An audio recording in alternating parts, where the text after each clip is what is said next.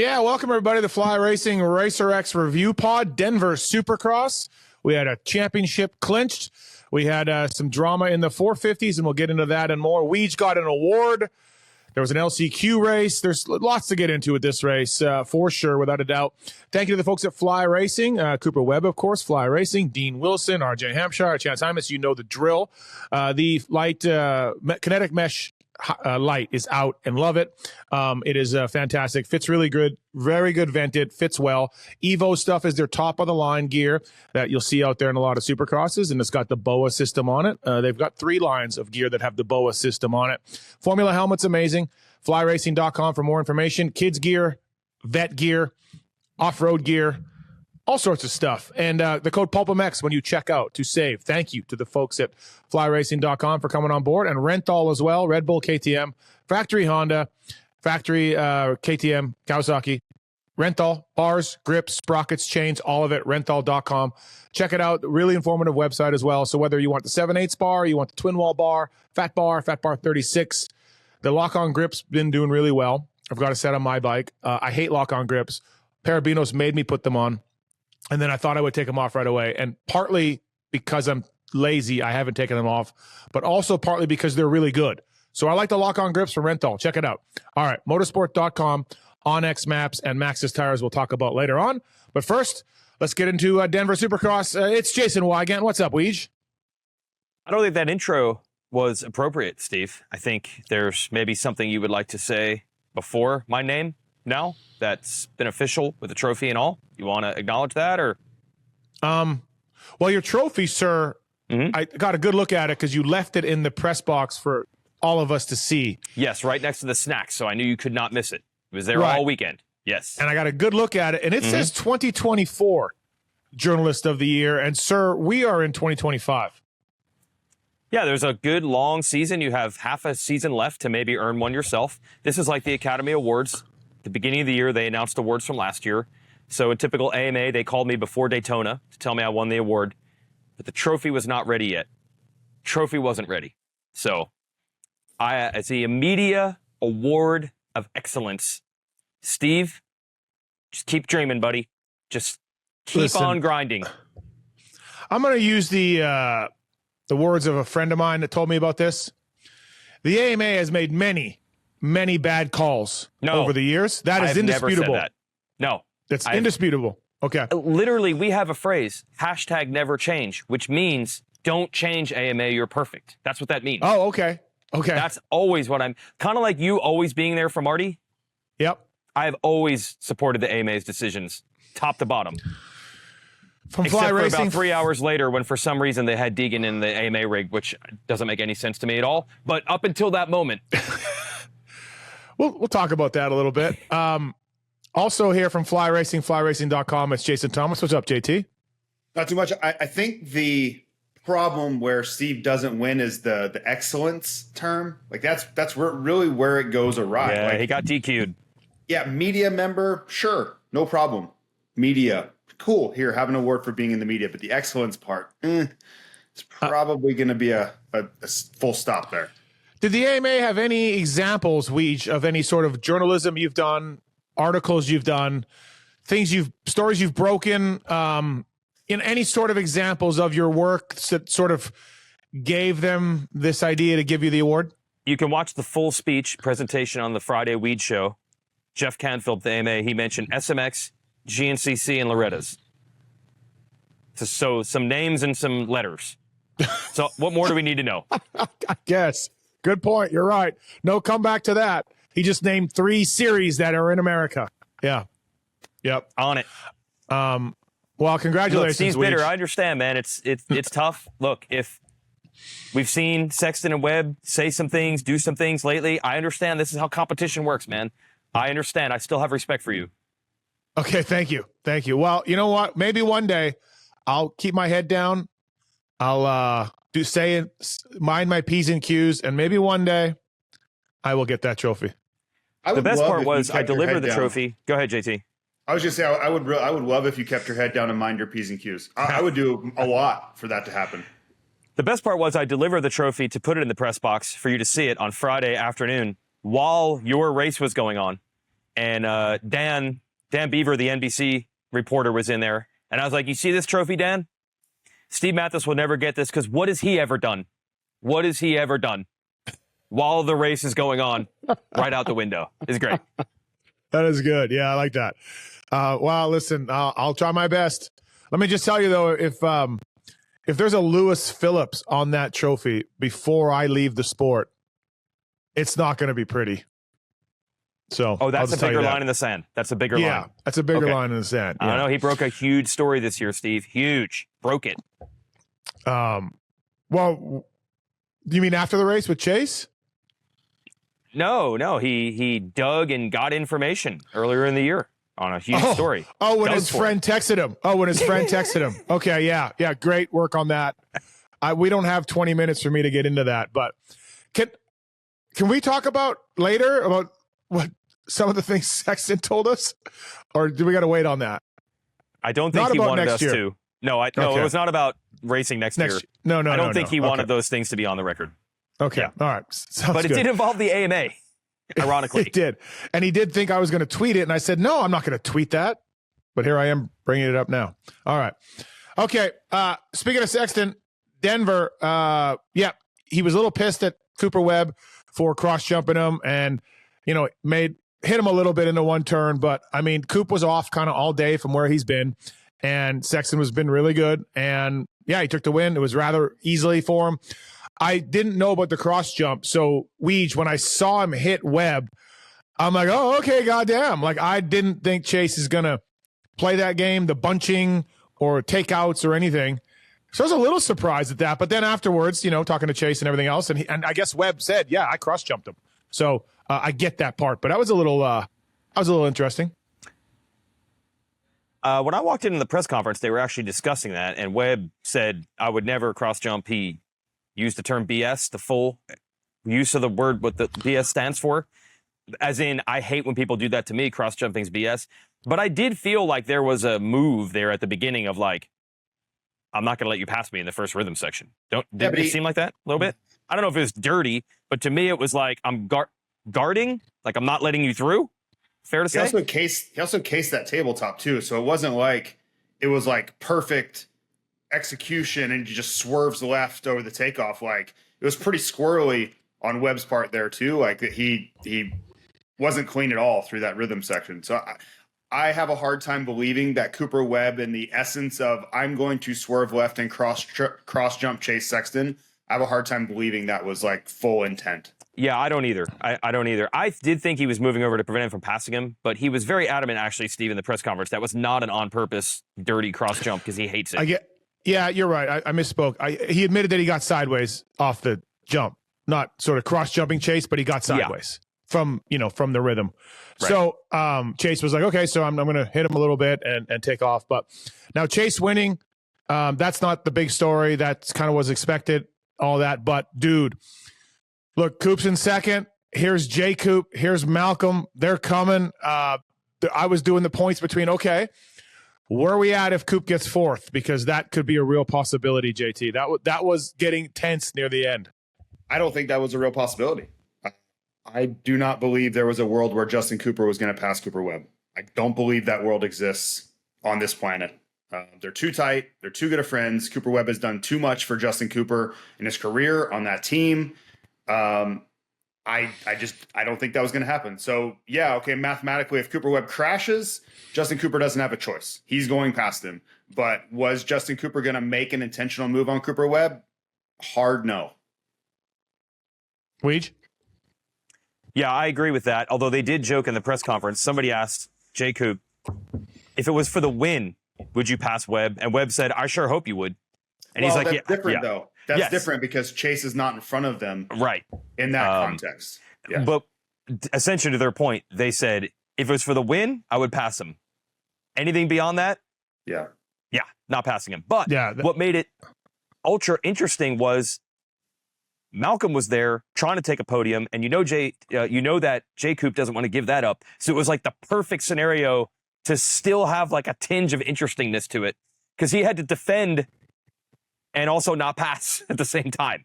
He did such a great job of managing that. I don't know that you could have executed it any better if you were Justin Cooper. Like, to get around Malcolm, protect your position from Malcolm, but also not put Cooper Webb in a precarious spot, because Webb was struggling. Like, he was sick, and he obviously wasn't riding his best at the end.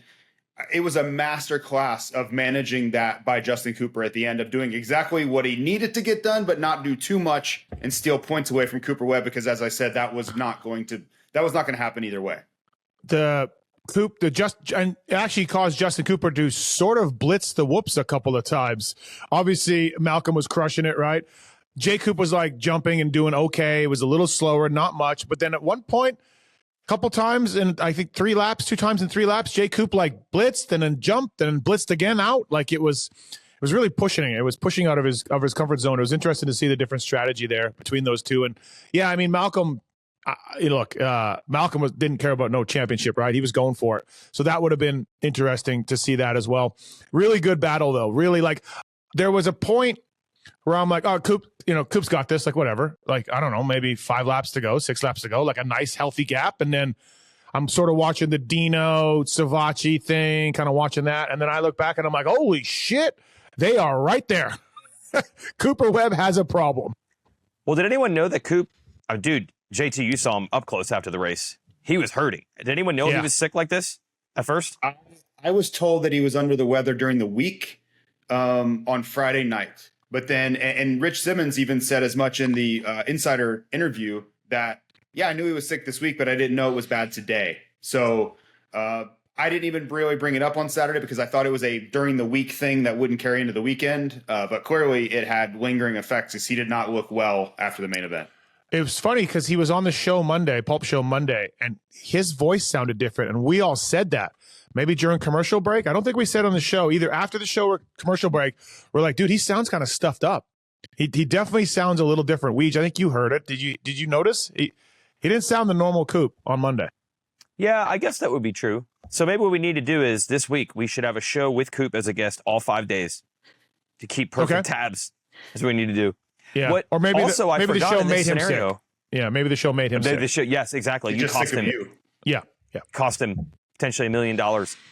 What also is a factor that I had not calculated, with Roczen going out, it now becomes a battle for third in points, and it's between Malcolm and J. Coop. So, as you said, Steve, Malcolm does not care. There's no alliance with Webb at all. There's no alliance with Sexton. I mean, I guess it's a Husky KTM thing. I'm not saying he's going to take Webb out to help Sexton, but he really doesn't have anything to do but, I need to get podiums for myself, and I need to beat J. Coop. JT, safe to say there might be a bonus for one of those guys if they get third in the series? Yeah, I would think so. But also, just third in the race is probably, combined between extra purse money and sponsor stuff, it's probably $20K, across the board. Like, yeah. There's a lot of incentive for Malcolm Stewart to make a move there, and Justin Cooper as well, both of them. So when I say that Justin Cooper executed that, is you can't do it any better than he did it, because he didn't even put a wheel in on Webb. Like, he was so careful to not force anything on Webb, but he also didn't put himself in a bad spot with Malcolm. I don't know if you had to do that 10 times in a row, maybe you get it right 2 times out of 10, and he got it right in the 1 time it mattered. It was wildly impressive. I literally told the television truck while we were waiting for the podium, I'm like, I cannot express strongly enough how well Justin Cooper handled that situation, because it could have gone wrong in a million different ways so easily. Speaking of that third place battle, I was talking to some people close to Kenny, and he hurt his ankle doing outdoors, which they were like, wait, what? You're riding outdoors? Like, okay. But anyways, they figure that he's going to lose third in points, right? And they were like, that's a couple $100,000 probably in bonuses for Kenny. So, yeah, he's not too stoked on that. No, I heard he didn't have bonuses this year. Yeah, he doesn't have bonuses. I heard he does. Who said that? Guys on his team? Yeah. Oh. I'd heard he took a salary that was based on, lower bonuses, but a better, in a season like he had, he probably lost money because he's done well. Right. But it could have worked the other direction. I think we talked about this a few weeks ago. That's what I heard. Maybe I'm wrong. Actually, I think I could probably text Kenny and just ask him. Maybe we'll try to get to the bottom of that. But they were saying that. So, yeah, Justin Cooper is 14 back at Kenny? I thought it was 10. Back? 10? Okay, 10. Yeah. It's easily doable. Whatever it was, when I looked at the end of the night, I was like, oh, yeah, he's probably got it right at this point. So, talking to Chase after the race, and, I asked him, I didn't talk to you last week, but like, why did you stop skimming the whoops? And dude, he did not want to hear that. He was not what did he stoked say? on I saw that. your tweet, or I saw your something. Well, what did he actually say? He said, yeah, everyone's saying that. And you guys don't ride. And I'm like, well, I ride, sir. And then he didn't want to hear that. He said, Adam keeps saying that. Adam knows better. Adam knows better. And well, I said it too. And I raced. Well, you should know better too. 250 races. Like, well, you should know better too.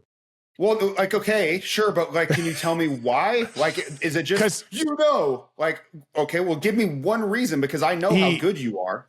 He said it was getting sketchy and he didn't want to crash and it was getting sketchy. Well, then and you know, you should just say that then. Don't say he was using too much energy. Say, I thought I was going to make a big mistake and crash if I kept trying. Like, that's where the confusion comes in. Wow. When you say it's using too much energy, we're all like, dude, you're like crazy fit, like gnarly, one of the fittest guys I can think of in the history of the sport.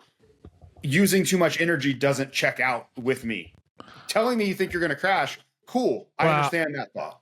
Maybe he's like, hey, I'm using too much energy. I'm going to get tired. Then I will crash. I don't. It's like a chicken or the egg thing. But I know what you're saying. But yeah, he was not having it. And then he started telling me that the segment times were faster. And I was like, wait, what? He said, Coop, I didn't get that part. And I got to play it back and go listen to it. Because I'm like, I looked at it this week, or I put it on Twitter this week. Like, when Chase was skimming, he was better than Webb 8 out of the first 10 laps. And then when Chase was jumping, Webb was better 10 out of 12 laps or something. Like, mistakes though. Like, and you don't factor in, like, sure, when Chase jumped perfectly, fine, cool. I know he was really good in the rest of the segment, but the mistakes jumping are what made the difference. Like, you can't go off the track. You can't screw it up 3 out of 6 times, you know, like that. That's where it really cost him. Not when you did it right, was it slow or not? That's not in question. He wasn't having it. He didn't want to hear that question, and I'm not going to ask that question anymore. This is literally our job, is to analyze this stuff. Well, and I mean, I take it all. He did it in a good way. I mean, it's Chase. It wasn't like nobody's disrespectful here. Yeah, but for one, let's say for the first part, when you get criticism like this of why did you stop blitzing, it is out of respect for your skill and what we know you're capable of, and also what we've watched you do the first few laps. That's why we say that. It's not like for no other reason. So you shouldn't take offense to it. You should come back to it with reason of like, well, this is exactly why I stopped, because we're all looking at it going, you are capable of continuing to blitz. We've seen you do it. That's where we ask the question. Well, Adam's gonna get a text, I think. So I would love if he texted me about it, because I would love to learn from him what his thought process was. Like, you know, like, right. I'm not going to, but I would love that conversation. Also, Weege, Chase, big fan of Kiefer. Big fan of Kiefer in his setup. Yeah, it was a nice bro down session that you can also watch on the post Weege show with all the media guys. I only came there to clink trophies, race winning trophy, AMA Media Excellence trophy with Chase. It just so happened that all the other media members happened to be there to see it in person, which couldn't have been scripted better. But yeah, he really wants to tell Kiefer all the secrets inside his bike and see what Kiefer thinks about that, which is mind-boggling. And JT, this idiot comes over with his trophy. Chase is standing there. He's like, hey, Chase, where's your trophy? Where's your trophy? Chase is like, huh? Come on, go get your trophy. So Chase goes back in the truck, gets his trophy, and we just like, all right, man, we got to hit trophies now. We're champion. I'm just like, you're such an idiot. I'm 100% good with all that. Like, the only thing that Weege ever does that bugs me is when I'm getting a ride with him, he won't stop talking to people. Like, I don't think there's anything else in his whole life that he does that annoys me. So I'm totally good with this too. When we were chatting with Chase with all the other media members, JT was probably already asleep. Oh, 100%. Oh yeah. No, definitely not. Yeah. No, 100%. No way. I went to bed at 11:30. There's no way it was later than that. Okay. Yeah. So here's an idea I had. This is another one of my brilliant ideas. So you guys know how, like, in Allegiant Stadium here, and then in like Glendale Stadium, the football field stays as grass, and they roll it out and roll it back into the stadium. You guys are aware? Yes. Yeah. We're aware. So the whoops this weekend were really good. Good dirt. Jumping was a little slower, but blitzing was good. Did you go on? You didn't go on the track after obviously the race. they wear down at the end of the night, brutal. but they stayed relatively pretty good. Guys were blitzing. As long as you can stay blitzing is really a good thing, and lots of guys were. So let's take those whoops, cut them out of Denver, put them in a trailer, and carry them around and roll them into every track. So we'll have like red dirt back east, but we'll have just Denver hardback whoops, and then they can rebuild them obviously, and we just roll them out. No, you say that without walking down on the track after the race. Well, JT, I understand. I get it. They just held up nicely. They held up nicely. Guys were blitzing, guys were jumping. It was a mix of everything. They weren't really big, but they were big enough to make a difference. And Steve, yeah. I wish you could roll around that corner with your helmet on and then repeat that statement through your head. Roll these whoops out 17 rounds in a row, because well, you're going to fix them. You're not going to roll the same pat. You're going to fix them every week. They're going to be like they were at the beginning of the night show. But in the main event, like in the post show when I was down there reporting from them, they were jacked. Of course, yeah. But they still held up. The racing was good throughout them. Everyone was able to blitz them the whole main event. All right. That's all I'm getting at. You're laying it out that they were better than they were, in my opinion. I'm not saying we haven't had worse. We've had a lot worse than that, but they were not. I just like how they held up hard. The guys were able to blitz them. Guys were able to jump them. Jumping wasn't faster. It's a little slower, but wasn't bad. And yeah, guys were coming up with speed and blitzing them. I like that. So I don't know the logistics of carrying them around in a semi-truck trailer. Yeah, good luck. Thankfully, that can't happen. And humidifiers, because you probably need humidifiers or moisturizers for the dirt. I don't know. Moisturizer, like just quit with the nets, bro. Quit while you're ahead. Okay, all right. Can we talk about Sexton wearing his hat backwards all night? Because I think that's a thing. I don't think that's taken well. So is this reading between the lines of his status at KTM? This is a conscious decision by him to do this. It's not happenstance. Oh man, I forgot. This is not that. This is not that. This is Stu Monster Towel? I don't know, man. I'm not a mind reader, but when you do it 2 times in a row, and it is very well known that he needs to have a hat on forwards, to me, it can't just be oh man, I didn't really think about it. No. My opinion is this was a conscious decision. My question is, what is the motivation or the reasoning behind it? Because it seems like it's a thing to me. Yeah, we did talk about this a month ago when this happened the first time, and he did a good acting job. I think it was, sadly, Steve, I think it might have been a Lewis interview where he didn't even know why Lewis was asking the question. He's like, what's the deal with the hat on backwards? He's like, what do you mean, what's the deal? He's like, what's the deal? He's like, what do you mean there's a deal? Is there a deal? Yeah, what's the deal with the hat on backwards? And he's like, oh, my dad always says that if wearing a hat forward looks gangster, so I like to wear my hat backwards. But yes, to see it again now that my antenna was up, I thought the same thing. And Steve, when he was talking to you and us at the end of the day, he was wearing a tracksuit, sweatshirt, suit. I don't know. You guys need your tinfoil hats out. Oh, okay. Tinfoil. Okay. I was heavy on this a month ago. I'm off it now. I think it might be nothing. So you think both times after the heat and the main event, when you guys have both been around this sport long enough to know this is a thing. You consciously decide to wear your hat backwards so no sponsors can be read. That is, in my mind, I don't care. He can call me and tell me I'm an idiot. Not going to talk me off the ledge. I hope he does. This was a decision. I thought it was a Red Bull thing for sure a month ago. But now I don't know. Yeah, I don't know, man. I know you don't know. You're not saying anything. I'm just telling you, there's something going on there. He says nothing's done, nothing is signed. I'm not saying anything's signed either, but I'm just saying there is some sort of messaging going on there. You have the phone number of the guy. Text the guy. Oh, you think he's going to tell me? Yeah, man, F them. I did it on purpose. No. I mean the Red Bull guy. Oh, you want me to call? Yeah, just be like, hey, what do you think? Well, I don't think they're going to put it in the ethos of exactly what's going on, but I think for the average viewer, they may not think that means anything, but that does mean something. These sponsors pay a lot of money to have those logos on TV and you don't think that anybody said anything, and he did it 2 times in a row, and the only times he's on the podium all night, like, get out of here with that. Wow. Get out of there, Weege. If that is why he's doing it, I would advise against it, because I feel like business is business. Hey, sometimes things happen is one thing.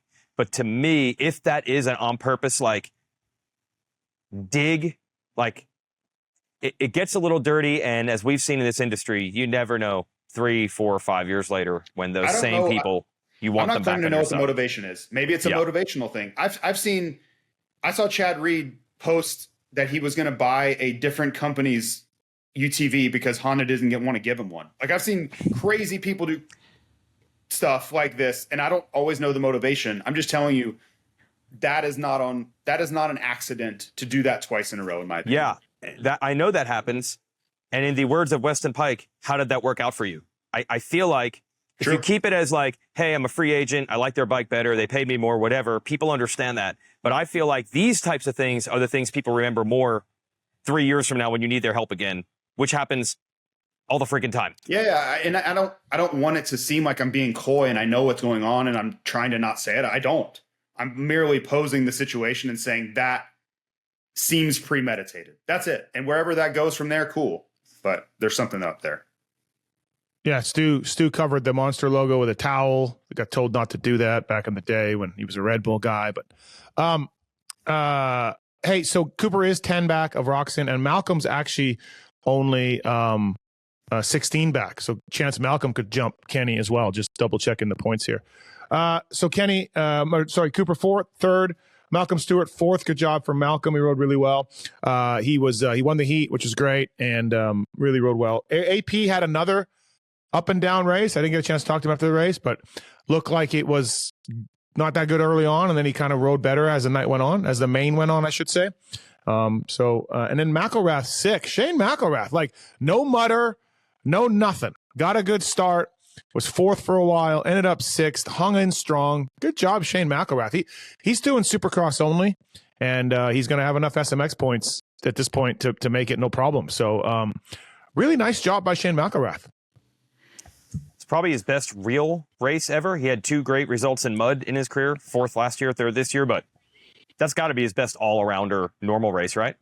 I would think so. Yeah. Yeah, I think so. It was great. He and AP were going at it for a long time, man. Like, AP got him, and then it was just like not so fast. Like, he just hung in there with him for a really long time. And for McElrath, he's been racing nonstop for, I don't know, 7 months now. Between Australia and World Supercross and this, so he's probably due for a little break before we get back to SMX playoffs.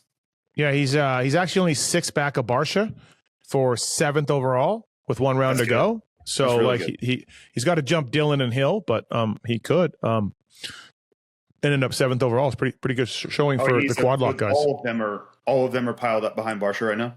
Yeah. Okay. Yeah. Dylan's at 182, Justin's at 180, Shane's at 179. So Shane 6th, Dylan Ferrandis 7th. Dylan again was good in the whoops and charging hard. And Joey Savacci 8th. Joey had to go to the LCQ. He said he could have slammed Nichols in the heat, he felt like, but then he was like, what for? Maybe it's just one gate pick and then maybe I go down or he goes down or whatever. So he won the LCQ and then he got a garbage start. He put it on his social media. He was so far back. And then he ripped through like Benny, Hill, Craig, Wilson, Oldenberg pretty good. So both quad lock guys. I mean, Joey's a glass half empty guy. We know this. So he wasn't exactly like doing backflips after the race, but it was a good ride by him. And I tried to tell him that, but he wasn't really having it. So shout out to Joey's uncle for giving me an Uber ride the other day in Boise. Most awkward, randomest thing I've ever encountered in my life was my Uber driver happened to be Joey Savacci's uncle. So there's that. What? Nice. Yep. In Boise, take him to the airport at 4:30 in the morning. Joey Savacci's uncle, ladies and gentlemen. Yeah, that has to be the most random thing in your life. That will never be topped. It's unbelievable. Oldenberg 9th. Oldenberg ran 5th for a long time, 5th or 6th. He qualified 6th. He rode well in the heat. He said he finally figured out some starts on the bike. He said it's a lot. He said everything he learned how to do starts on a Honda is opposite on a Beta. And I don't know what that means because, like, as far as I know, you let the clutch out and you give it gas. So does that mean he's, pulling the clutch in and turning the throttle off? I don't know. He said everything's opposite. Yeah, I don't know. I don't know what he meant by that, but he rode really well. But then he admitted that the altitude got to him. And yeah, so he dropped back a little bit from there. He also is not aware. He's a whoop jumper. He's not a whoop guy. He's not a whoop guy. I did not know this until today. Yeah, I listened to your interviews, him and Benny. Yeah, Benny said that you will be jumping these whoops, and then Mitchell said, no way, not tonight. I will be skimming these whoops all the time. And then Benny said he looked up, and Oldenberg early on was jumping, and he was like, oh, yeah, I got you now. But he didn't get him. But now, look, he crashed out all the time, but the early Freckle days, this could have been 12 years ago, he was insane fast on the whoops. It would only work like 4 times. Yeah. So is that why? That's a good question, man. I remember him being great in whoops. Oh, privateer Yamaha 250F? Yeah. Yeah, crushing whoops. Right. Good point, Weege. Yeah. I don't know. Everything's opposite on the beta. Everything's opposite on the beta. Okay. Yeah, everything's opposite. So I don't know. Dean got 10th, rode really well. Yeah, I thought Dean's been good. I asked him about the start again. He said he had a good one going, but then he clipped a tough block or something. And yeah, he said it got to him. The altitude got to him also, and he was pretty damn tired after the race. So, but he was in a battle with Oldenberg and Craig and Joey, because Joey ripped through those guys a little bit. So there was that going on. I was happy to at least see Craig battling Dean. That's better for Craig, right? Yeah. Yeah. So Craig has been MIA after the races because he's been sucking. I told him on press day, I'm like, look, man, I know this is bad, but you got to talk to the media. You got to tell us what's up. And he goes, well, I'm out of there as soon as the race ends. I'm out of there. And I said, not this weekend. Not this weekend. I will be there. And he qualified well. Like, I think wasn't he on the board for a little bit in the first qualifying session? I think he was 5th or 4th for a little bit. I didn't stay there, but he qualified better. Yeah, there was a moment. And then I texted him during the main while he was out on the track and said, I will see you at your truck. I'll be right there. And sure enough, that's exactly where I went. And then I sent a photo of me waiting outside his truck to him and said, you are not escaping. And then sure enough, he did. He came out. We did an interview. He felt better. The dirt helped him. The hard pack dirt helped him. He said, it's not been good. But like, I did hear from people this week that he was all over Webb when they were practicing, like on Tuesday or Wednesday. He was right behind Webb for 17 laps or 17 minutes or something. So he said during the week it's going well, but then he's not bringing it to the races. And I don't think he's super stoked with an 11th, but as you said, Weege, battling Dean is better than where he's been. Yeah, so I was stoked for him on that, but I did hear that same story that I think he was faster than Webb for the first 17 minutes of a 20-minute moto. It's mind-boggling. He told me he hung with Webb. He told me he hung with Webb for 17, but whatever, yeah. Either way, then he gets lapped, essentially, on the weekend. And, JT, you live this. You saw this, I'm sure, all the time during the week. The Tuesday moto and the Saturday not aligning at all. But I think fans listening to this will never... There's 1,000 of these examples, but it will never compute. It just seems impossible. But JT, it's probably fairly normal. You've seen this a million times, right? Yeah, and I think in this case, it's more Cooper Webb stepping up on Saturdays versus Christian Craig getting worse on Saturdays. That's my interpretation, because I've seen it too many times. I saw it with Tim Ferry. I saw when the competition level goes higher, they raise their game, like they step up on Saturdays, and that's where the separation comes in. So it doesn't shock me that those two are really close on a Wednesday. Yeah, it's I don't know why. I don't know. Again, we could theorize why this goes on, but this happens more than most people would think. Are you saying Timmy didn't step up his game? No, I'm saying he did. Oh, okay. Okay. I didn't know which. It's like on a Wednesday. Bucket.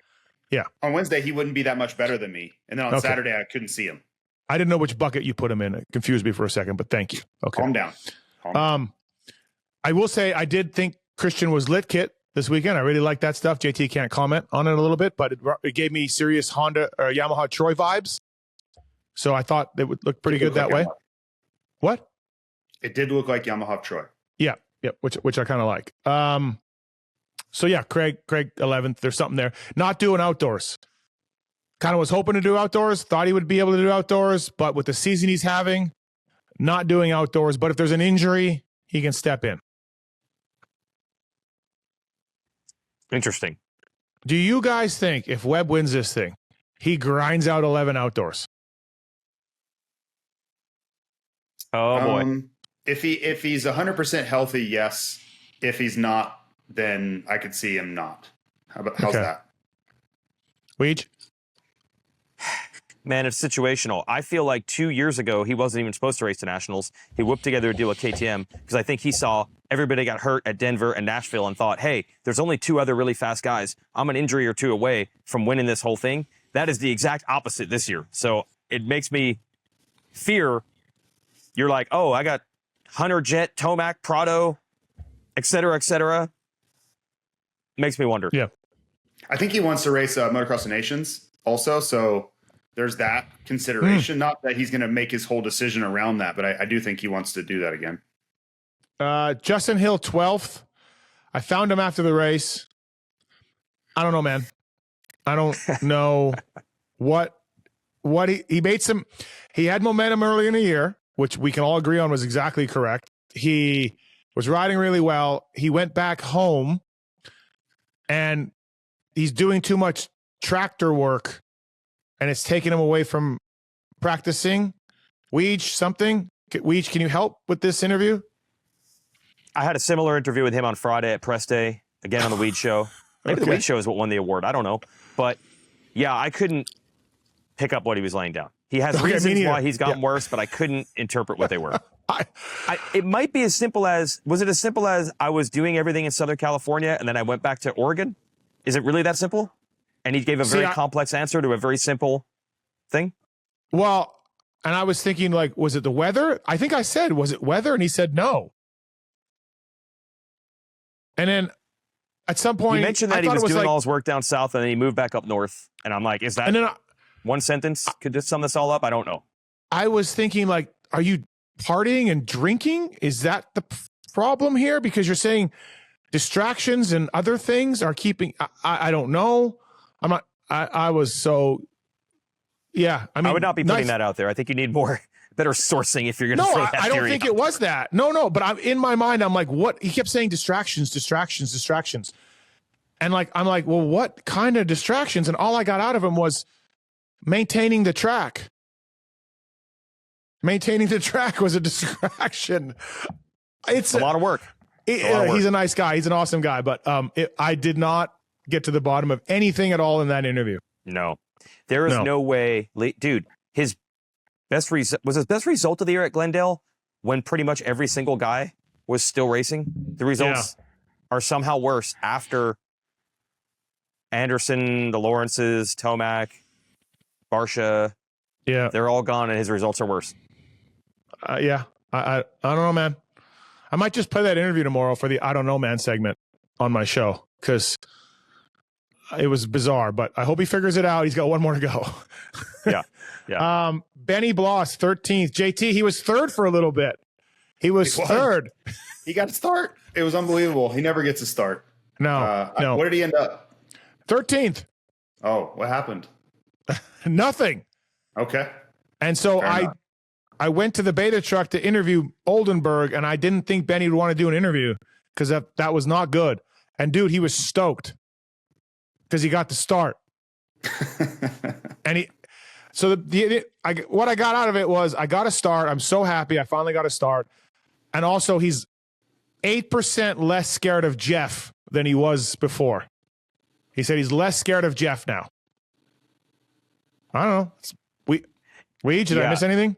No, it was great. He said, JT, on a scale of 1 to 100 of being scared of Jeff's going to be mad that he went from 3rd to 13th. On a scale of 1 to 100, now he's only 92% scared of his dad. So he's making progress. What do you say? I'm 29 years old, becoming a man. Yeah, finally. So, because I was like, dude, that wasn't good. Like, and honestly, he was upbeat. He was not having it. Yeah. But I think Oldenberg has locked this down, Steve. Yep. Number 1 rider. Number 1 beta rider. I said to him a couple weeks ago, I said, how's it feel, man? And he's like, what are you talking about? I go, Oldenburg's contract's double yours. And Carlin Gardner was like, dude, don't do that. Dude, don't. Oh my God. Poor Benny. Horrible. Mikkel's 14th. He said the Mile High City got to him on social media. I didn't talk to him after the race. Freddie 15th. Chiz 16th. Moran 17th. Cade, Tristan Lane, Jeremy Hand, Starling, Hicks. No hate comms. Michael Hicks making the main and getting last was the most predictable thing in the world. If I could have bet that, I can't bet because I'm in the media, but if I could have laid any odds on that Michael Hicks at Mile High on a 450 would make the main and then not finish last, I would throw my house payment on it. JT? I was looking at the results on the big screen, and it scrolled through in 22nd. I was like, oh, yeah, look at that. I already knew it was coming. I knew it was coming. Like we talked about him in Pulp Fantasy podcast. I'm like, okay, he's a handicap 16, but I said on the show, what's 22nd pay for his handicap? Like that's how sure I was that Michael Hicks did not have 20 minutes in him on a 450. I mean, hey, look, he's a great rider. He's not in shape. And yeah, so we'll talk about the LCQ race later because that's a little Chiz and Moran's stuff. Anything else 450 wise? On a Salt Lake. So does Coop does he just get second or does he literally get fourth in Salt Lake? Like Jet, like last year. Does he just really back it down? I think it's what he said on the podium. It's situational. You know, like if he's in second, can hold second, he stays second. And if he can't, and he's got to really take risks to do better than fourth, then he gets fourth. Like that's the upside of the position he's in, is he doesn't have to force things if it's not going real well. And then you have Kenny's out, you know, like, and so Justin Cooper will have his back if needed. If Justin Cooper is second and they need him to drop back, guess what's going to happen? Justin Cooper's going to drop back. So there are only a few guys, if Cooper Webb is healthy and riding the way he knows how to, that can beat him for 21 minutes. There are only a few, and Sexton's going to need all of them and more. And it's a very unlikely scenario that this is going to happen. Yeah. And to that end, man, Aaron Plessinger is going to be praying every night that he doesn't end up in a situation, because he is Sexton's teammate, but he does not want to hurt Coop in any way, shape, or form. They are bros. Yep. So I'm sure he's just praying that he does not have to, for some reason, become a factor in this. I don't think these guys want to be. If Webb's healthy and he crashes on the start, he can still get back there. Like that's the tough part. In this field, depleted, that's what Sexton's up against. You need not only a big problem, you need like catastrophe where he can't fight back through the field. It is such an uphill slog. Like tearing your Achilles. Well, yeah, I mean, it just your bike brake, right? Like you crash the first turn, your clutch lever's broken off. Yeah. You need something like that dramatic. No, listen, and we've seen it like at AC, Vegas, sure. Tomac injury, like it has happened, man. Colorado, Matthes broke his leg in 84, 125 GPs. He had like a 21-point lead. Who could forget? Wow. No one. Yeah. I will say on this very pod, just 8 years ago, after Tomac really kind of blew it at the New Jersey race, Steve, you were saying like, there's no way that Dungey doesn't get this done. I can't see. All of a sudden we got Reed and Anderson and Baggett and Josh Grant, and these guys are going to get in there. We did not know about the bunching strategy. And with the bunching strategy unleashed, those are the exact guys. Josh Grant, Chad Reed, they were not battling Tomac and Dungey at any point all year. Anderson. All of a sudden, these guys. So what I'm getting at is, any chance of bunching this weekend by Chase? No, I don't think so. I don't think so either. Well, I'll tell you what, we're missing the Honey Badgers. Barsha and Anderson are DGAF. They could, I mean, they've been off the pace this year. Both of them are out. If they were in, then anything could happen, because those two guys do not care. But they're gone. So Justin Cooper's teammate. Let's not forget that Anderson in that bunching race, he hooked up Dungey just like Justin Cooper just hooked up Webb. I mean, he took Reed out to save Dungey from losing positions. He took him out, sacrificed his own race.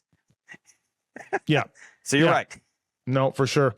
All right, that's the 450 class for Denver on to Salt Lake. Thanks to folks at Fly Racing, flyracing.com. Use code Pulpmx when you check out, and we'd appreciate that. You can save on anything and everything from Fly Racing. I've got some off-road patrol gear from Fly Racing. If you're an off-road guy, it's really good stuff. I don't have the newer stuff, but the old stuff Probably the new stuff too. Has pockets for your cell phone. Fits great. Goes over the boot. Really good off-road stuff for sure. So thanks to the folks at Fly Racing. Also, thank you to folks at Renthal, of course. Maxxis Tires. Fast Freddie Noren, Cade, Clayson, Hunter Yoder, all putting their Maxxis Tires into the main event. And Weege, Friday, Maxxis Tires is helping our buddy Jericho perhaps live a dream. Live a lifelong dream. It would be better than if his rider, Freddie Noren, won the main at Salt Lake. That would not be as good as what Jericho is about to get hooked up with, because he is going to be a shadow pit crew member of Stone Cold Steve Austin's side-by-side crew. Yes, this sounds like this is happening. And for if you know Jericho, this is his accumulation of his lifetime work right here. Oh. Right here. He loves Stone Cold way more than Freddie Noren. Way more. Yeah. Even more than McElrath. He loves Evgeny McElrath, Crayer Meats. Oh, really? Yeah, he loved that guy, and he still loves him. He ranks him as number one rider. That's about as random as the Corrado Matty GP poll dude, right there. He loved Crayer Meat guy, Russian. And anyways, he loves Stone Cold more than that guy. But Stone Cold uses Maxxis UTV tires. Thank you to Maxxis Tires. Great mountain bike tires as well. Maxxis.com. Really appreciate those guys coming on. And also, if I'm ever going to get that award for Media Member of the Year, I got to put my work boots on, and I got to get to work. So I got to get some Brunt Work Boots and get busy doing that. Pulpmx is the code to save with Brunt Work Boots. You know who had them on this weekend on Track Walk, Weege? Oh, I saw them. And honestly, I didn't even know those were the boots. It actually stuck out. I was like, This dude is looking unusually good. So I don't work with work boots, JT. I don't know if that comes as a shock to you. Yeah.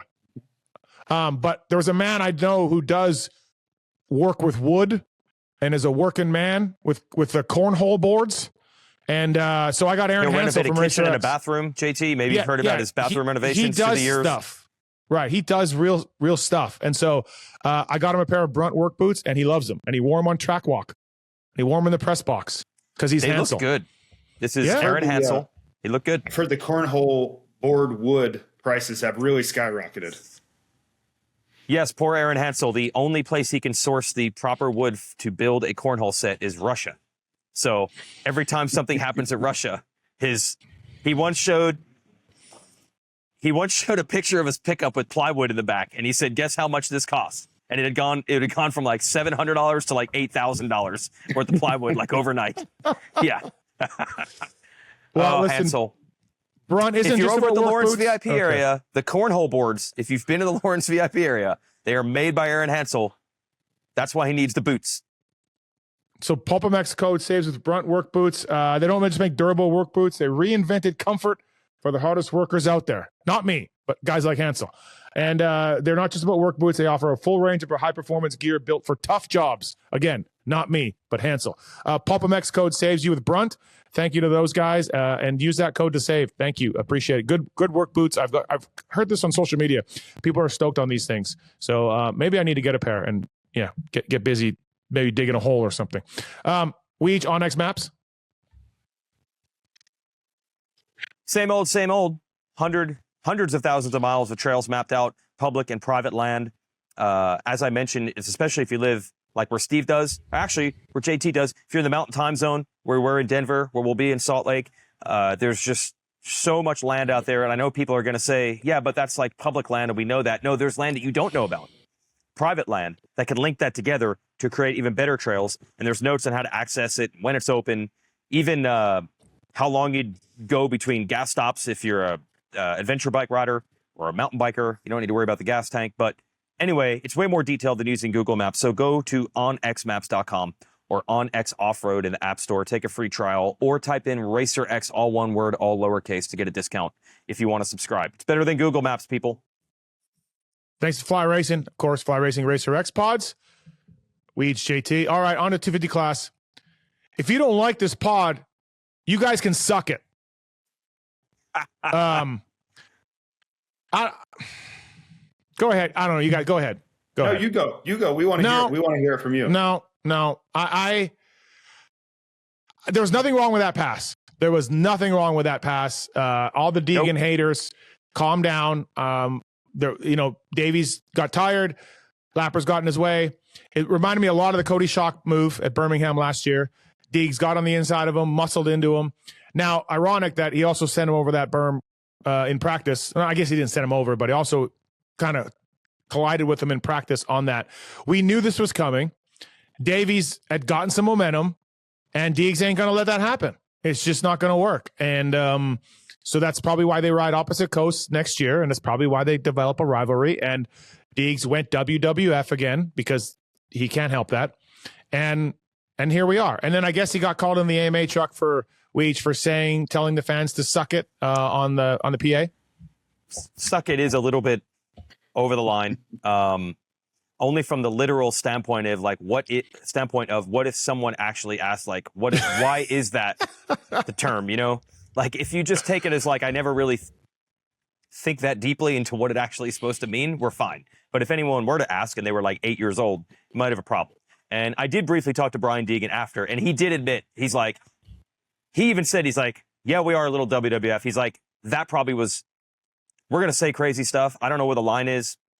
Maybe we shouldn't have said that one. But they also did want to discuss the block pass. And just like you, I was like, there's no reason to discuss it. It was not a T-bone. They were going the same direction. And honestly, I think 9 times out of 10, Davies maybe goes down, but he doesn't get stuck and lose positions like that most of the time. That was a nothing. Yeah, I mean, I would have more of a problem with the one in practice, JT, where it's like, hey, man, maybe calm down a little bit, you know, like on your teammate. Can we calm down? But yeah, it's fine. Yeah, man, the podium stuff, like, it's not my style. I don't think there's a lot to be gained by that take. But the pass itself, I mean, the last lap, like, he kind of like side by side body checked him. Like it wasn't that dirty in my opinion, like at all. And Steve, you can vouch for this. I don't like dirty riding. Like I've been on the other side of this conversation so many times saying I hate stuff like this. You, in my opinion, you go too far over that with not liking it. Yeah. I know you don't like it. I'm not backing away from my take, but I'm saying on this particular instance, really nothing here. The one thing I would say, and people really may not like this, is I would say in both instances, in practice and in the race, Davies, you have to check up there. You don't have position. You don't have leverage in the corner. You're on the outside, and Degan's going to run you to the tough blocks if you don't check up. You have to know this. So is it Davies' fault? No, not all the way, but you have to understand the dynamics of that corner. You cannot press the outside in that corner. You're going to end up on the ground. And I watched him do it in qualifying practice, and I watched him do it in the race, and we all hate it for Davies. It sucked. He rode so great, and for him to get 5th or whatever he got is a huge bummer. But in the moment when I really break down the move, I put some of the blame, I would say even more of the blame on Davies. And he took the blame himself. He's like, I can't put myself in that position. You can't press the outside in that corner because there is nowhere to go. There's really no room left in that corner to go. And I mean, he'll learn from it. He's not going to put himself in that spot again. Weege, I thought Davies handled it really good. All the post race stuff. He didn't dig in on it. Now look, Here's the thing. I know that JT, you don't like that podium stuff per se. Whatever.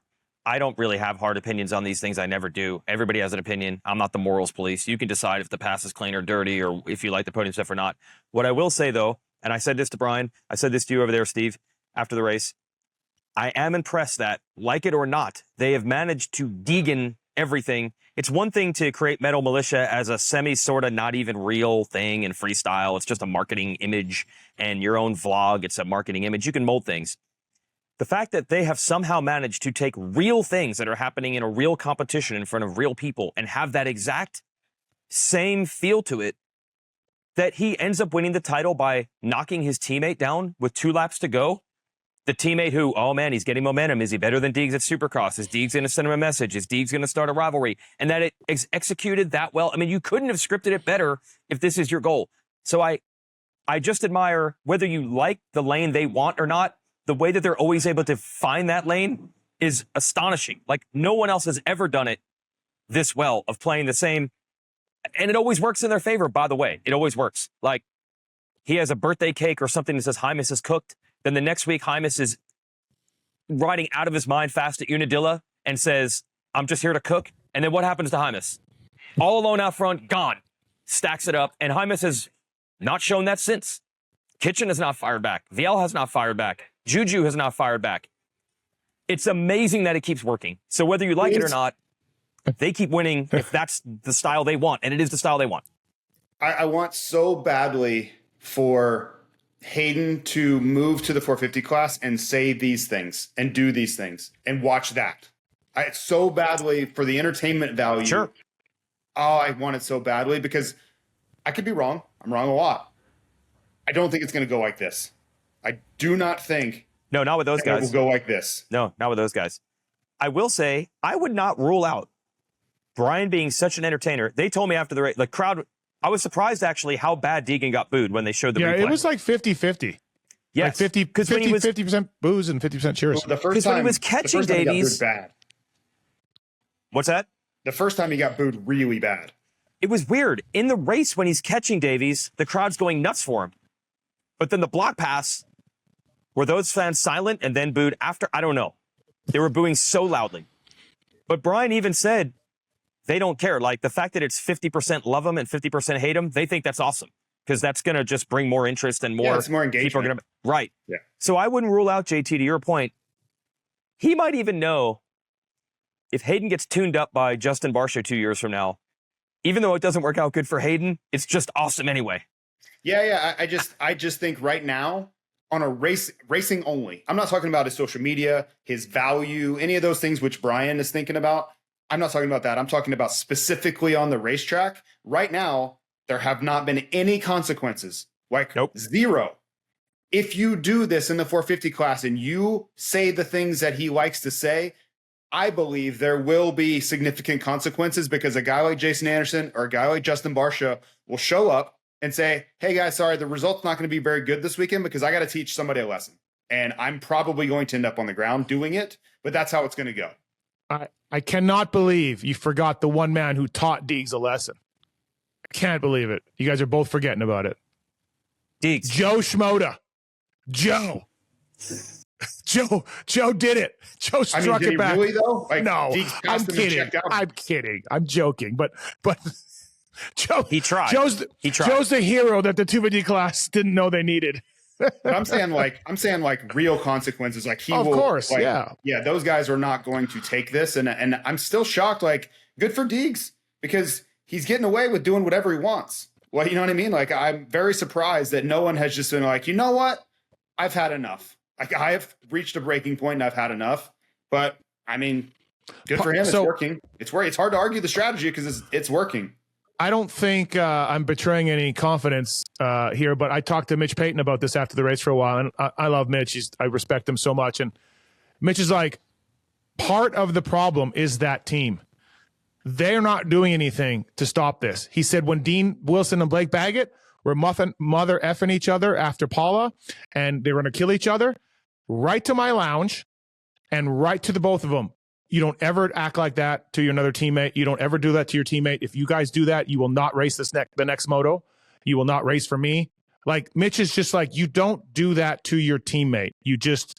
There's lines to be drawn. And you know what? And we know from Cooper Webb on the Pulp Show, from 800 other stories, that Star Racing is pitting these riders against each other in the name of competition to get better and better and better. So Star's not doing anything, especially not to the Degan cash cow that's bringing them things. But Mitch's point was not to a teammate. But I didn't even think the pass was that bad. But I just think all of it, right? The practice, I'm with you. The practice stuff, everything. Vacuum, the pass in a vacuum. Yeah. I mean, I tweeted about it, right? And I had all sorts of answers, and a lot of people said I'm an idiot and whatever. I'm not backing away from it. I would say it on TV. Like, the pass was not that bad, especially when you, like, the reaction. I think the reaction is mostly because of the way Hayden reacted. If he doesn't say the things, and he's never going to do this. This is not in his DNA. I don't think it's not who they are. But if Hayden had went up there on the podium and said, you know what? I hate that for Cole. I was on the inside and I had to push until he stopped pushing. And unfortunately, we ran out of racetrack and he went off the track. But I would never want him to go down, especially how well he was riding. The response would be overwhelmingly positive. Yeah, I know. But I'm saying, like, if you're 28 years old and you've been racing and you won championships and you're older and that's the way you look at that situation. not so the reaction from the fans, from my opinion, was much more about Hayden's reaction to it versus the actual incident on the racetrack. I want to throw in one more thing. Again, I don't think the pass was bad. It's fine. Even to win a race, it's fine. Against the teammate thing, I think Mitch Payton does have a good point there, but that's up to that team, and they clearly don't care. I will say, like, 7 Deuce Deuce grabs me while I'm shooting Weege Show, and he's like, that was a pass for a $500,000 title. And I'm like, well, it turned out that way. But that was not Deeg's intention. Yeah. There's no way he thought, if I do this, Davies is going to get 5th, and I'm going to win the title. He didn't want Davies to win 3 races in a row. He didn't want him to beat him straight up. He didn't want to, I can't catch this kid. That was about that. The title just fell into his lap. That was not executed to win the title. That was not I'm going to win the title if I make this move. Like I saw so many 2017 comparisons with Sawaas and Osborne. I'm like, this is so far from that. Like, it's not even the same conversation as that. No, he didn't want Davies to get the momentum. And he's same thing with Beaumer, same thing with Hymas, same thing with Kitchen, same thing with Vial. This was very much, well, for one, he wanted to win. You know, like there's that. He wanted to win the damn race. That is a huge part of this, right? And second is, I'm the guy, you're not. That's a huge part of it too. Those two things are all that mattered. The championship, clinching the championship, in my mind, was not in the motivating factor of that pass. He rode great. If he just makes a normal pass on Davies, just sneaks inside of him, he rode great. That was a great race. I think it was a normal pass. I do not think. No, but I'm saying, like, just if Davies doesn't get knocked off the track and just gets second, that's a great race, and no one's talking about it. Everyone's just saying that's a great race. Yeah, and Davies getting stuck like he did in the tough block. Yeah. 7 times out of 10, he just finishes 2nd and 3rd. Yeah. That was just the way it worked out. Yeah. Yeah, I don't know if you guys are aware of this, but yeah, the podium stuff for me, I'm out. I'm so out.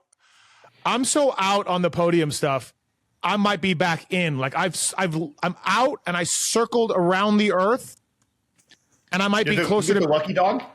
I might be closer to being back in because I'm so out of it. And honestly, it's the current president. I'm not bringing it, but WWEing of our world. These things that you say that are just outrageous. It's affecting. It's just leaking into our world. It's leaking into our athletics.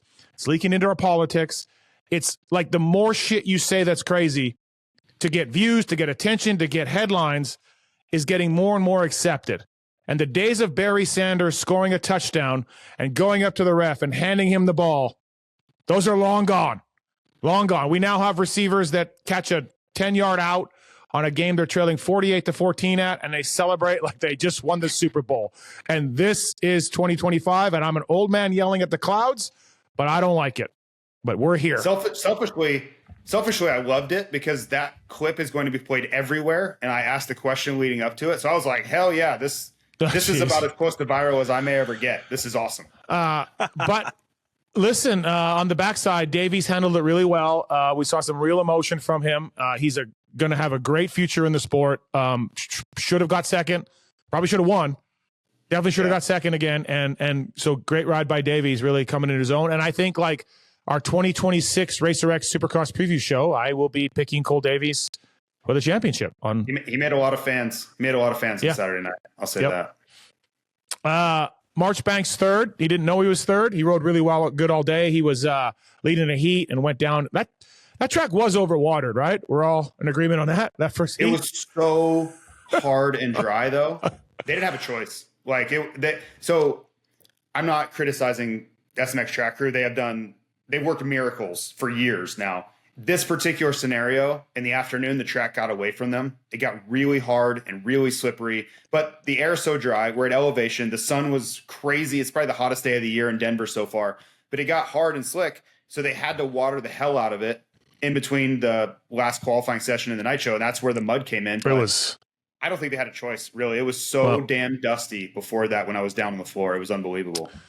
So Marchbanks rode really well, got a podium. Julian Beaumer, Weege, he was actually silently really good all day. He got a garbage start. Otherwise, I think he would have been in the Davies Degan mix because he was really good. Back on hard pack, and Julian rode well. Sorry, it's getting loud behind me here. Yeah. That's an orange motorcycle, but not the KTM variety going by.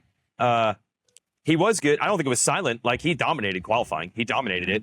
He's very sensitive to that hard soil, soft soil thing. He really pushes back against that, although the results are kind of making it a little hard to not think that's the thing. But isn't it interesting in the main, wasn't it 1, 2, 3 star Yamahas? And then I think Wageman was also 4th. Yep. Yeah. So he did get the heat race start wasn't good. Then he fell. So then he had a bad gate pick for the main also. But yeah, Blue Crew. I mean, you're Blue Crew guy, Steve. Is this just Yamaha? Yeah. We had 1, 2, 3, 4 YZ250Fs at a mile high off the start in the main. We like elevation at Blue Crew because our bikes are so fast. Yeah. So my point is, it was a garbage start. The heat race didn't help, but I don't know. He might have been trying to catch those guys. Yep. Anyway. Jordan Smith got 4th. At one point, Jordan had no visor and his airbag was deployed. And so if you just want to pick it up from there, anybody, this was heat race, Jordan no Smith. visor either. Heat race, no visor either. No, I think it was a heat I'm talking about. A deployed. Oh, okay. He came back to qualify. He rode really well, but yes. Yeah, no visor and an airbag deployed. And we're like, yep, welcome back, Jordan. Great to have you back. So how he got 4th. I wish we could bring helmet cams back. Because I didn't. I was wondering this before Seattle. He flew to Colorado and had to get scans run to see if he could race. We talked to Dr. McGinley about all this stuff during the week, and I was wondering if there's like a Jordan curve where like he looks pretty good, but we know he's going to hit the ground again soon and violently, so we have to make sure that it's like even further good. You know what I mean? Is there like a scale that you rate against versus the normal? Because man, he's terrifying to watch. Terrifying. Like between Jordan, this is extreme, Hardy. But there are a few guys where if you watch, you're like, this is the hardest sport that's ever been invented in the world. And then RJ, you watch like RJ. Chase, and you're like, is it though? Is it? Because you can't really tell. RJ, right? RJ would be in there. Yep. Yeah. Okay. Yep. Cole Davies 5th, Cody Shock 6th. Mosman was up there for a while. Yep. Mosman was like 3rd for a while, and I think he went down somewhere. Drew Adams 8th. Good job for Drew. He was back for the first time since his crash in wherever that was. Was it during the week or was it at a race? Glendale. Yeah, that's Glendale right. practice. Practice, right. Yeah. So, I asked Mitch about Garrett Marchbanks and Drew Adams, and if there was a fight in the 250 class, would they beat the shit out of all the other riders? And he said I think he would, and I agree. Those guys are big. They're big guys. I didn't realize like I would take Marchbanks. You would take who? Marchbanks. So Marchbanks and Adams together. Yeah, I would take Marchbanks against everybody. Okay. I swear Drew's bigger than he was at Glendale 3 months ago. I agree. He's like growing before our eyes. I agree. Drew he's a man child. Like he's really young. Like Marchbanks is just an ogre, man. There's no way I'm fighting that dude. JT, did you see how close it was for Enzo to make the start of the main? Like, was that close, or did he get his bike in there pretty? Yeah. Yeah, extremely close. Like that's what it looked like. Right. It looked like because he was standing down there with no bike, and so he ended up getting 10th. All right, let's. I do want to say on Marchbanks, just JT, to your point, there will never be Degan words toward Marchbanks. Never. I don't know. I don't know that. I honestly don't know that Degan has had any consequences where he cares yet. Like, okay. I don't know. Like sometime he will. Like at some point he's going to get checked for it. But I don't know that it's happening where he'd be like, yeah, whatever. I would not. Marchbanks' pulse would not go up one. He'd be like, wait, what? Really? Also, Deegs is pretty small. Like you hit him, he's going. If you hit him, tune him up right, But yeah, you got to catch him first. So I don't know, JT. You've always said, and the great Buddy Antonez said the same thing. If you know what you're doing, it doesn't matter. Yeah, you're that amount of energy and force and leverage with a motorcycle, doesn't matter. You hit him, you know what you're doing. Buddy took people out weekly with precision. It didn't matter if he was 5'5" or not. Yeah.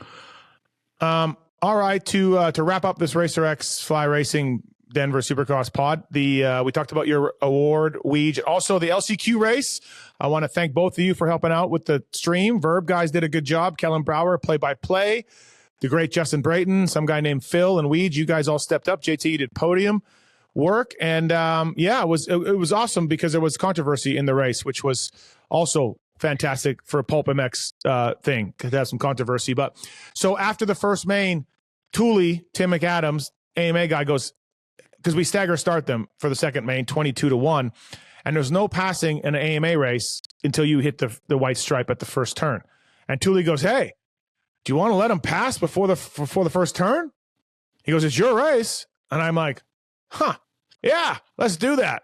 And so we told all the riders, but Moran smartly or controversially, whatever you want to say, decided to pull his bike and like turn it to the left to jet by a bunch of guys that were bunched tire to tire. Now that was maybe a little bit of a sketchy move, but he got him 4 guys right away. And so Moran's went 2-2 for the overall win. Chiz won the first one. All his money was going to Jerry, and then Chiz and Simonson got together. But this race had more chaos, Weege, than other years. Yeah, and not just the start, the way it played out at the end. Hardy and another, it wasn't Simonson. I swear it was another 250F Yamaha guy. Thury. Was there another? Thury. Maybe it's Thury. No, Thury was ahead of, on the last lap, Marsh is going for the lead, and I think Marsh is leading. No, Marsh is leading. Welton's leading. Marsh has the lead. That's right at that point because Starling went down, and there was a 2-point gap that Moran's had, but there were 2 guys on Moran's on the last lap, and Hardy got a run on him in the whoops and was side by side with him. But then instead, Moran's ended up passing Thury and somebody else, and actually extended the gap. But on the last lap, it was somewhat in doubt, which I feel like that's the formula that you've been looking for, and it hasn't really been like that. Even last year, Hill got whatever he went 210, but it was like not really in doubt.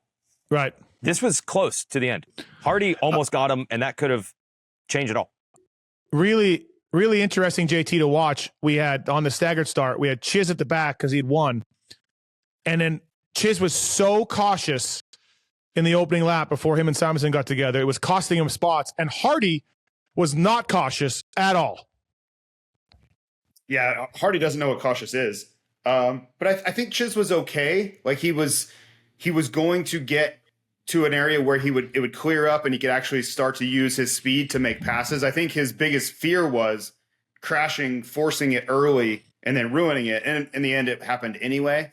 But I don't hate his strategy early on. I just think he didn't get to the point of the race where he was going to be able to make some quick passes and really move through the field. Because let's face it, he's probably 2, 3, 4 seconds faster than a lot of those guys on the track. You just need to be able to use that speed, and then the passes are going to happen on their own.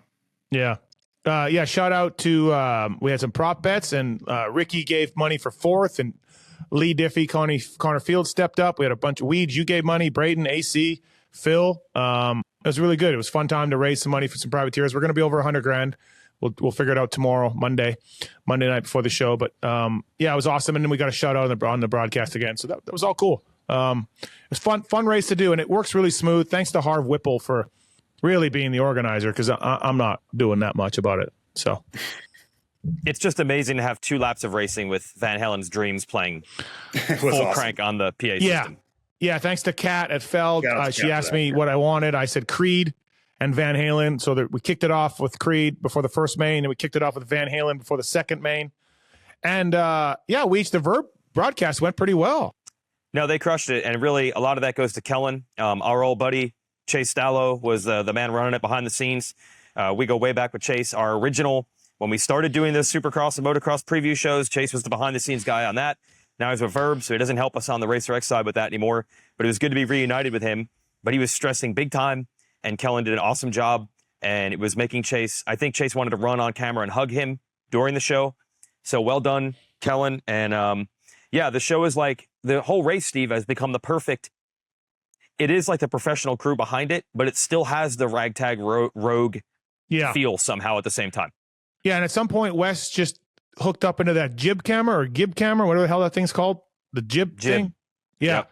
Wes is just like, "Hey man, I hooked up into the jib thing," and I'm like, "Can we do that?" He's like, "I don't know," but so we had the jib use of the jib camera and stuff. So that was pretty fun.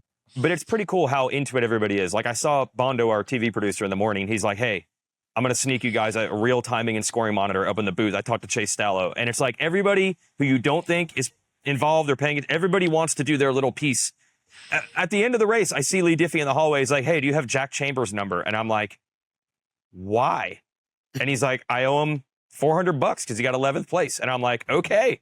So like everybody's in on it. Yeah, it's kind of cool. Yeah, thanks again to Feld for letting us do it. Right.